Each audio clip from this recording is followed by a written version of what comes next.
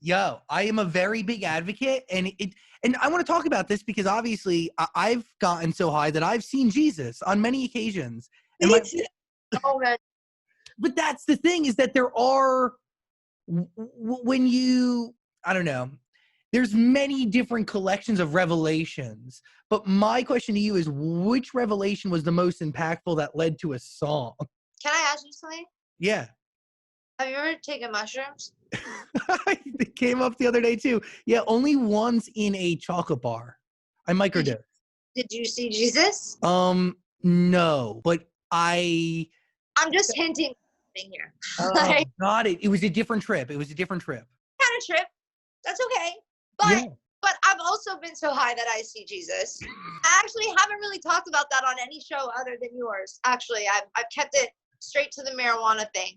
It's just like, I'm not trying to push anything on anybody, or because honestly, I've been stoned, but there's been a time, where, have you seen that new psychedelic movie on Netflix? Yeah.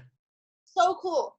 It just changes your perspective, even if it's just one time. It just changed your perspective. And there's a lot of research that pushes psychedelics, and we're talking about everything, like any sort of drug, from shrooms to DMT to peyote. Like, there is this concept of microdosing and what it really could do for the body. And I know for a fact that companies like Johnson & Johnson are figuring out how to microdose shrooms properly for the world to figure out. Do you get what I'm saying? So you're onto something in a big way, because it can change the way you think.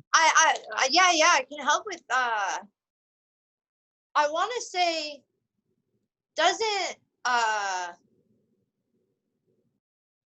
is it a psychedelic, or is it Molly that helps PTSD? It might be, dude. I've heard acid could do a lot of stuff to the chemistry in your brain. Yeah. I've heard it's a completely different, but yeah.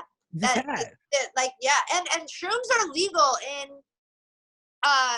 Colorado. I believe so. I don't know for sure. I mean, I know that, dude. I know they that are. You can get it in Santa Monica.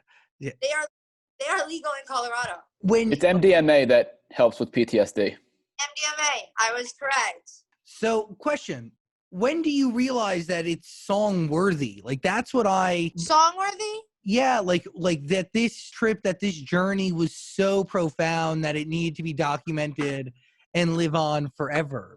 Did Jesus actually send you a because your message is pretty vivid in the song? Yeah.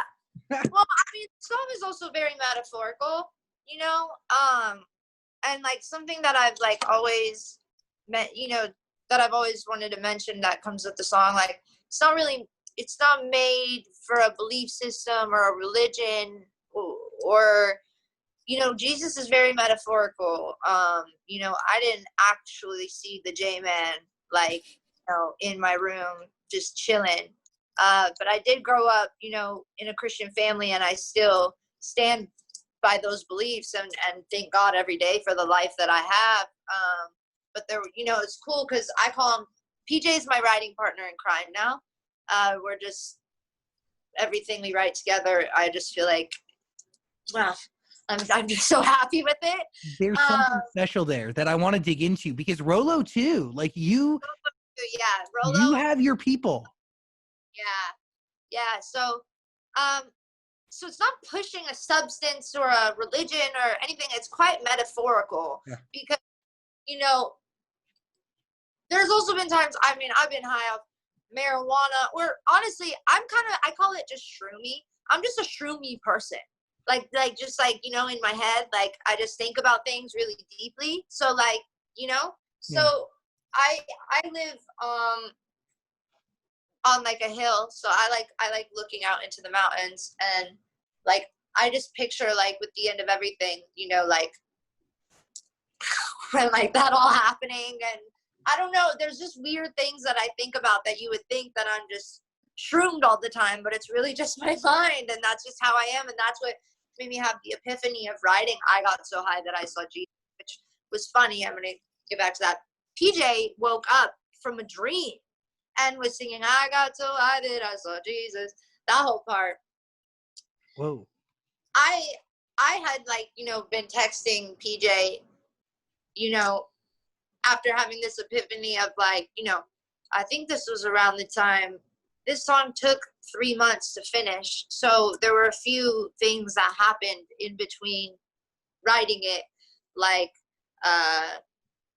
the fires in Australia and the fires in Brazil, and a lot of like other crazy, but there was, you know, we're running out of water, climate change, everything that kind of brought this epiphany to me that I was thinking about. And it just, his dream and my vision just kind of went together as we, you know. Why 3 months? What's going on? Like, when you sit down to craft it, do you record the same day or do you leave? It depends. Like with Jesus, since it took 3 months, like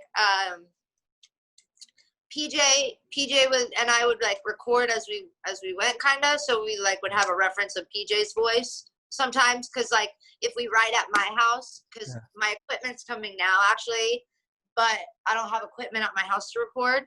So like the end of everything, right, we wrote in my living room, and then PJ had to go home, and we made a voice memo of it, but then PJ would go home and make a demo of it, and then I'd go record it like after, just so we could hear it as a demo to see if we liked it. But like as a demo, it's guitar and PJ singing it through one time, like we just, you know, not through a phone.